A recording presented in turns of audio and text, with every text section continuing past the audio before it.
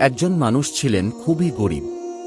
তার দিন চলত রুটি চা খেয়ে, নিজের পরনের কাপড়ও ছিল পুরনো এবং মলিন। তবু মসজিদের সামনে কেউ হাত পাতলে সে চুপচাপ নিজের একমাত্র কয়েনটাও দিয়ে দিত। একজন বলল, তুই তো নিজেই কিছু খেতে পারিস না, দান করিস কেন? সে হাসল এবং বলল, দান করার যোগ্যতা শুধুমাত্র টাকা নয়, একটা ভালো মনই যথেষ্ট। দান বিষয়টা বড় সম্পদ থেকে নয়, বরং বড় অন্তর থেকে আসে। আল্লাহ সেই দানই সবচেয়ে বেশি পছন্দ করেন যা নিঃস্ব হৃদয় থেকে আসে।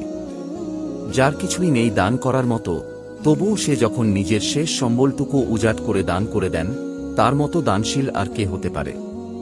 এর জন্য নিশ্চয় একটা সুন্দর বড় মনেরই প্রয়োজন। আল্লাহ আমাদের সকলকে গোপনে অন্তর থেকে দান করারও তৌফিক দান করুন।